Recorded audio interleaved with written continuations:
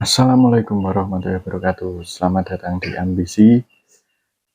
Di segmen kali ini, saya akan menceritakan tentang pengalaman mistis saya atau pengalaman horor.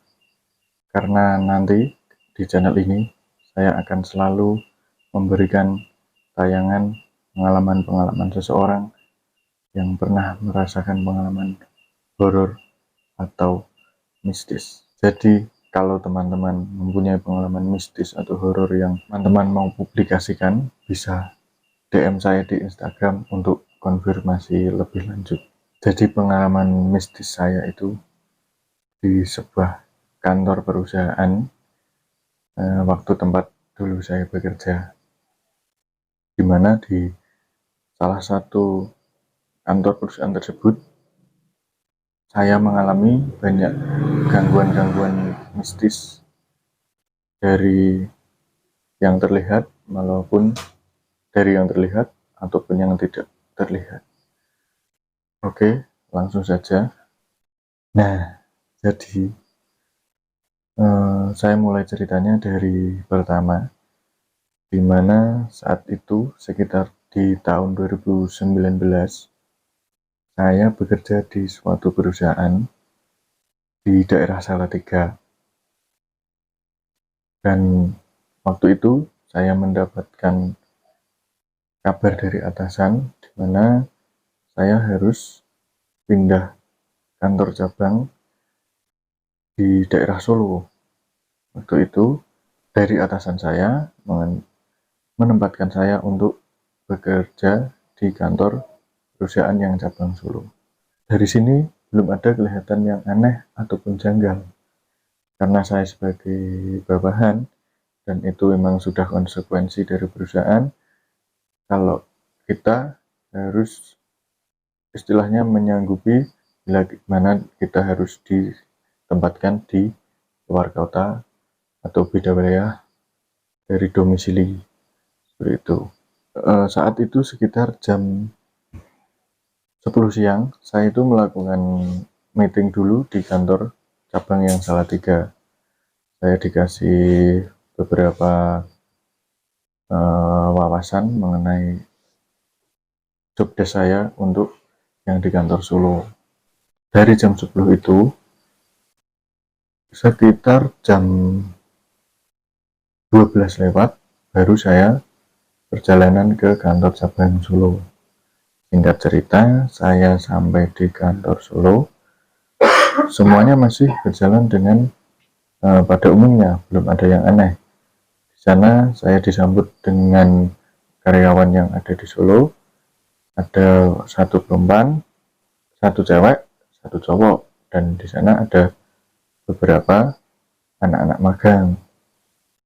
Nah, jadi kantor yang di Solo itu lantai 2, emang nggak begitu luas. Jadi tempatnya itu di samping jalan raya, tempatnya itu persis di daerah pasar di jalan raya. Pertama saya masuk kantor itu, saya kenalan dengan karyawan yang cewek, dengan karyawan cowok, dan dengan anak-anak kuliah yang magang di situ. Di situ saya ngobrol banyak. Pada awalnya niatan saya pindah ke sana itu nantinya saya nggak ngekos, saya mau tidur di kantor tersebut, karena selain untuk ngirit biaya juga kan kantor ada tempat. Setelah ngobrol, saya ditanyain sama teman kantor yang cowok, kalau yang cewek sekedar ngobrol biasa, sama yang cowok itu saya udah agak deket. Saya ditanyain, "Mas mau ngekos atau tidur di kantor?" kan gitu. Saya jawab, kalau arahannya dari atasan yang Salatiga, saya tuh suruh tidur di kantor mas, seperti itu. Langsung spontan teman saya ini ngomong, "Loh, berani mas tidur di sini?" Seperti itu. Ya, emang kenapa mas? Lalu saya jawab, teman saya yang kantor bilang lagi, dulu salah satu teman yang di Salatiga ada yang tidur sini mas, sering digangguin, katanya seperti itu.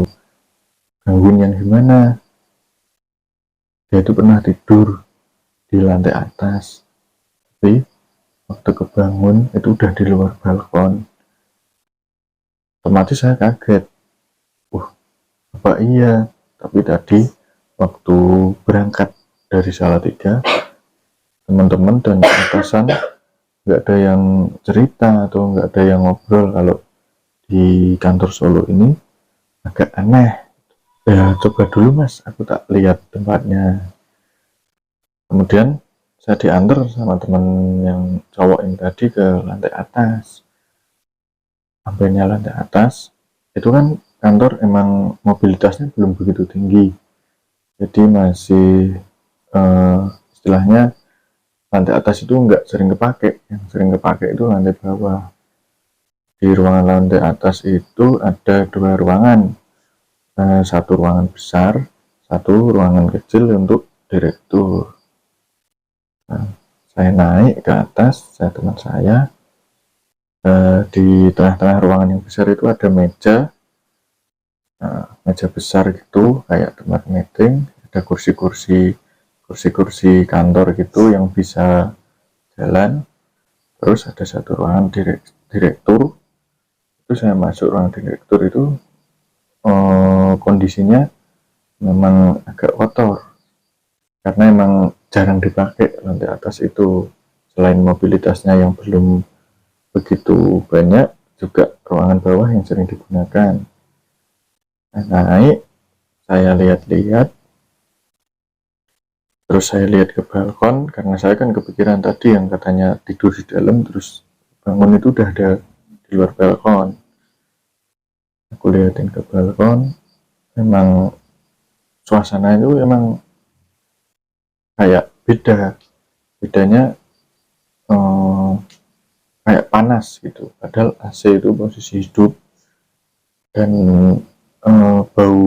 baunya itu bau apek lah, bau apek seperti kayak ruangan pada umumnya kalau jarang digunakan. Kalau isi yang di ruangan direktur itu memang ada satu meja, satu kursi, sama ATK lah, alat tulis itu. Nah, terus saya ngobrol, teman saya langsung nyetus, nah dulu temen yang di Salatiga tidur sini mas, itu kebangun sekitar tengah malam itu udah ada di luar sana tuh. Nah, di posisi balkon luar itu ada tumpukan koper yang nggak kepake, banyak koper yang nggak pakai. Terus aku lihat-lihat, saya diem, diajak ngobrol, saya cuma lihat-lihat. Terus ajak turun, mas ayo turun. Terus saya keluar ke lantai bawah itu, yang bagian belakang itu ada eh, kayak apa ya, teras belakang rumah gitu, tapi lumayan luas itu. Padahal itu di posisi kantor itu di pinggiran jalan raya utama, tapi di belakangnya kantor itu ada kayak kebun, persis belakang keluar pintu masuk yang belakang kantor itu udah kebun. Ada tumpukan sampah, ada pepohonan gitu. Saya duduk di belakang, ada kayak kursi kecil gitu, saya ngobrol. Itu udah kisaran jam 3 sore. Wah kayaknya saya nggak berani mas, saya bilang gitu sama teman saya. Loh kenapa? Suasananya nggak enak, nanti carikan kos aja mas ya. Oke gitu, terus jam kantor tutup sekitar setengah 5, AC semua, kursi-kursi udah dirapikan. Saya keluar sama teman saya cari kos.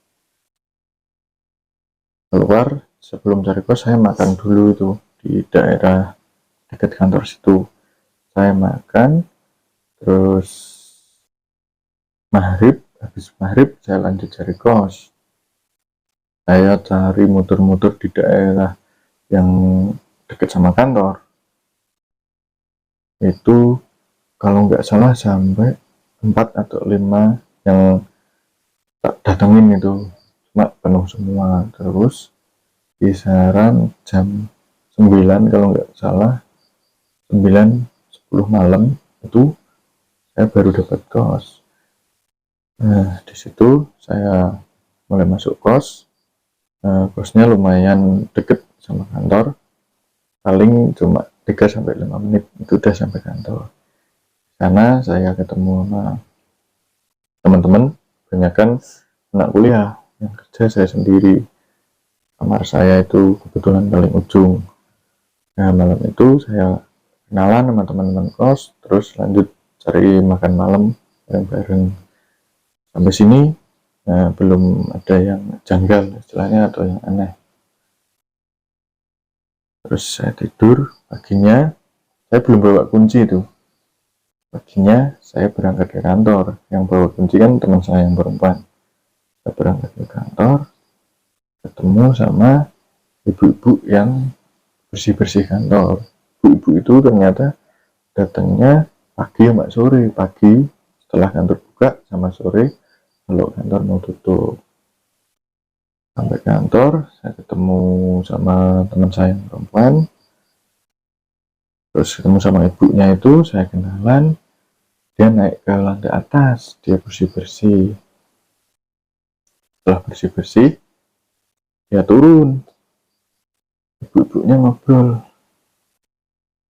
sama teman saya yang cewek. Saya duduk di depan office. Ibunya bilang sama teman saya cewek, "Mbak, kok AC-nya nggak dimatiin?" Seperti itu.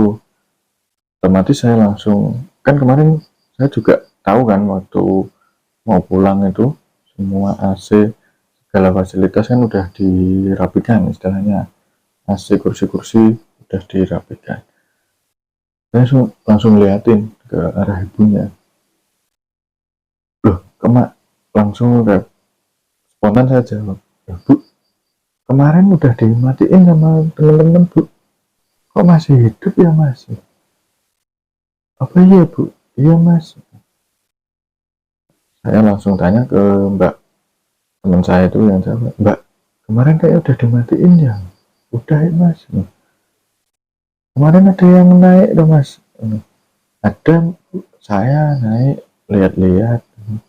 "Oh, tak kira ada pertemuan, soalnya kursinya berantakan." Gitu. Loh, saya spontan inget, loh kemarin kayaknya saya naik nggak duduk di kursi yang di ruangan besar itu.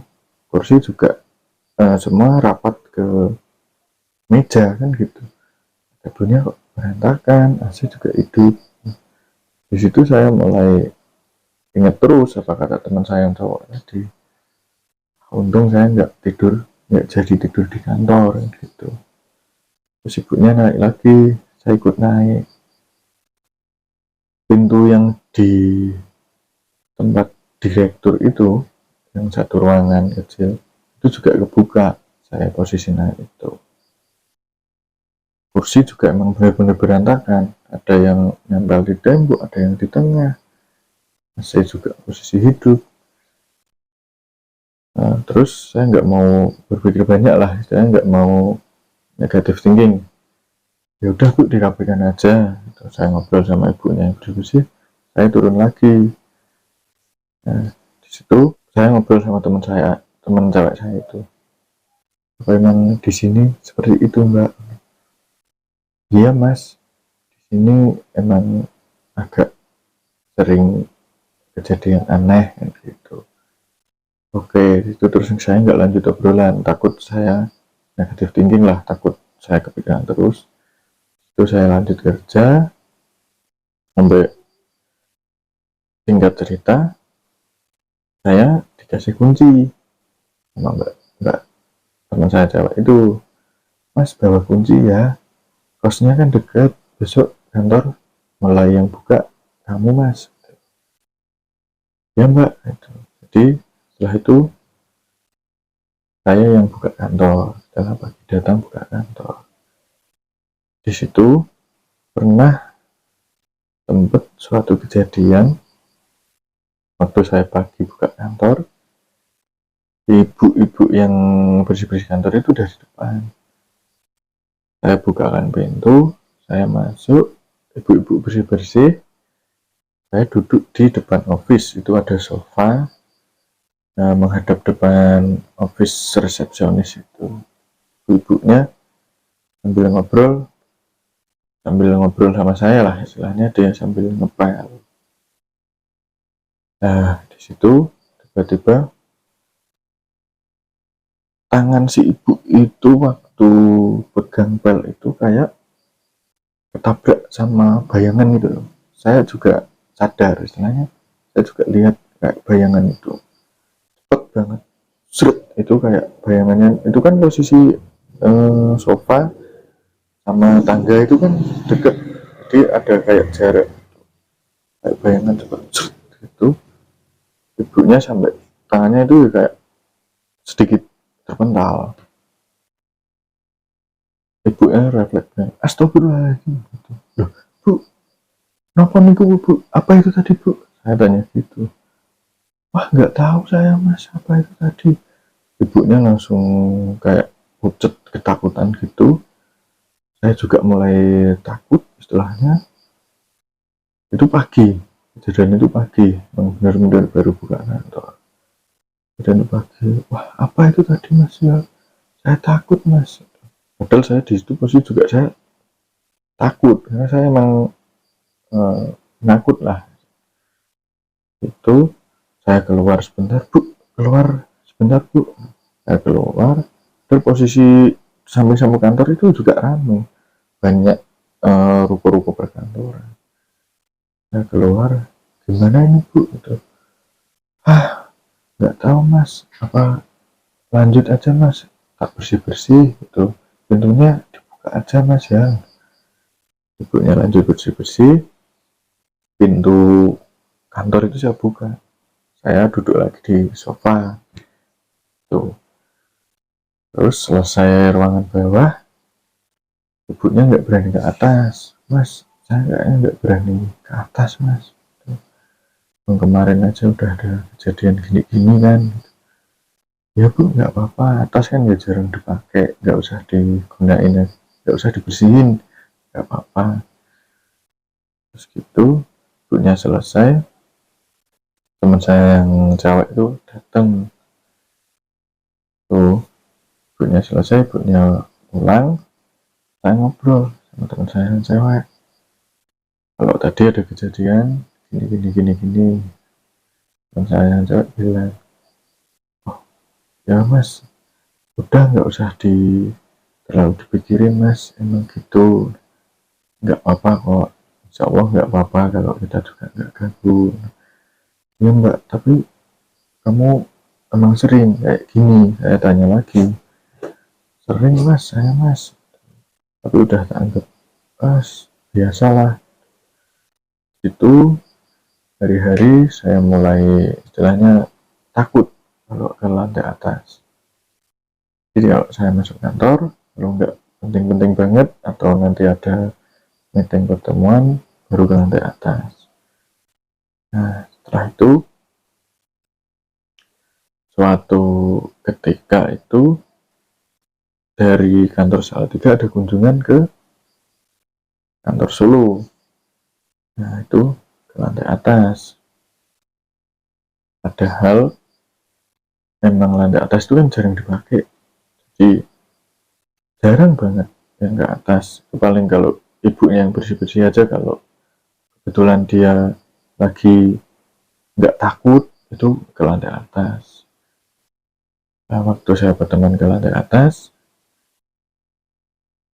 teman-teman yang dari Salatiga itu ngomong, loh ini koper kok nggak diberesin tuh mas, nggak ditumbuk yang rapi, kalau gini kan nanti kehujanan.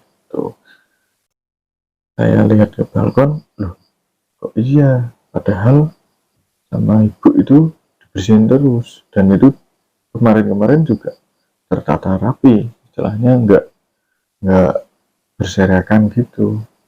Nah posisi itu koper itu udah berserakan lah, istilahnya nggak aturan di balkon luar.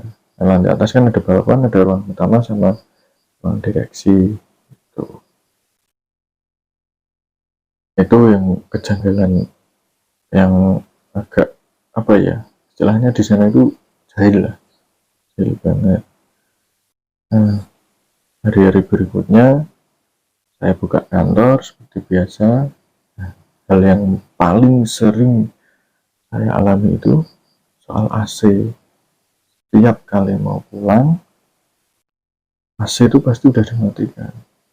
Tapi kalau kami pagi datang ke kantor, pasti AC itu udah nyala yang di atas. Dari luar kan kita bisa tahu karena kan ada kayak pembuangannya itu. Nah, dari depan kantor itu kalau pagi datang itu pasti tahu, oh ini AC pasti masih hidup di atas. Karena kan ada pembuangan itu kayak pasti ngeluarin air, nggak tahu itu air apa, kan gitu. Kurang lebih saya waktu itu 4 bulan di sana,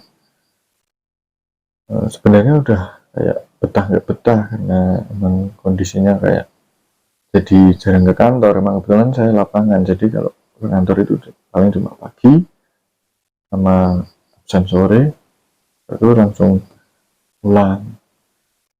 Terus, kurang lebih 4 bulan saya di kantor Abang Solo tersebut. Lalu saya balik ke Salatiga, saya ngobrol sama teman saya yang pernah dijailin di situ. Tapi sebelum saya ngobrol sama teman saya yang dijailin di situ, saya pernah ngobrol sama warga sekitar itu.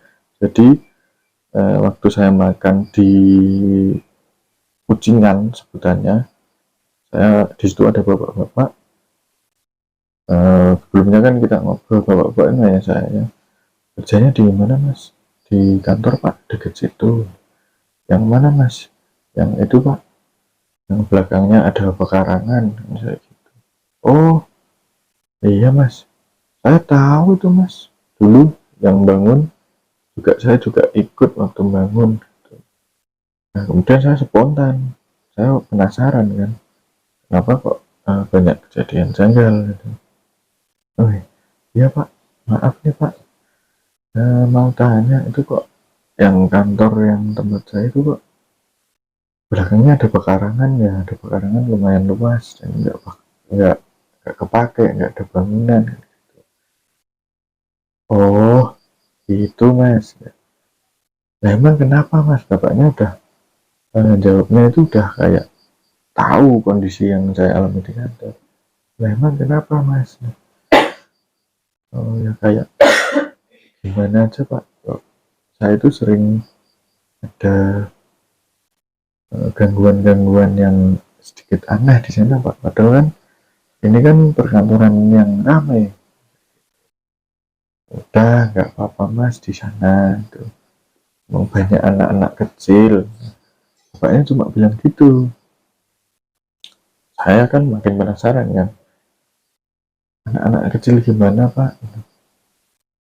Oh itu kan dulu perumahan mas, maksudnya perkampungan. Nah bapaknya cuma ngobrol sampai itu perkampungan kan gitu. Perkampungan gimana pak? Tapi nggak ada yang aneh-aneh pak. Nggak ada mas. Terus nggak apa-apa, jangan takut. Dari cara ngobrol bapaknya itu kayaknya tahu kondisi yang saya alami di sana.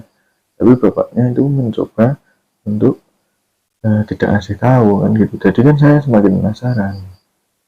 Memang dulu gimana pak? Ya gimana gimana mas, ya itu cuma perkampungan biasa. Apa pernah ada kejadian pak?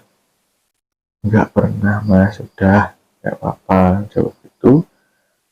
Terus bapaknya pamit, saya tanya sama yang jualan nasi kucing yang tempat saya ngobrol tadi, pak maksudnya bapak tadi apa nggih? Saya gitu, nggak usah diceritain mas, nanti malah masnya tambah takut gitu. Oh ya udah pak, saya juga di kantor sini paling tinggal seminggu lagi, nanti udah balik ke kantor yang Salatiga dan gitu. Nah terus saya seminggu kemudian saya pamitan, saya balik ke kantor Salatiga, mulai aktif di kantor Salatiga. Saya tanya sama yang teman saya yang pernah tidur di sana, Mas, emang dulu waktu tidur di Solo nggak takut Mas? Enggak Mas, ya kalau takut ada sih, tapi ya gimana, emang saya mending tinggal di kantor daripada cari kos, dan juga lebih irit gitu. Pernah ngalamin apa aja Mas? Saya tanya gitu. Teman saya belum cerita, saya pernah Mas tidur di yang ruangan tengah itu. Tengah malam saya bangun udah ada di balkon. Loh, itu emang benar-benar terjadi tuh Mas? Iya Mas. Kadang juga selimut tiba-tiba udah di luar, apa udah di luar. Bang sana jahil-jahil Mas. Tapi udah pernah lihat wujud itu nggak Mas? Nggak pernah Mas, tapi kalau gangguannya itu emang ekstrim, mau siang sore apa malam itu emang sering jahil, kata teman saya gitu. Oke, jadi itu sedikit cerita saya di sini. Kalau teman-teman ada yang mau membagikan suatu cerita horor atau cerita mistisnya, bisa DM saya lewat Instagram. Terima kasih yang sudah menonton. Jangan lupa subscribe dan dukung channel Ambisi untuk selalu menayangkan konten-konten mistis. Terima kasih. Assalamualaikum warahmatullahi wabarakatuh.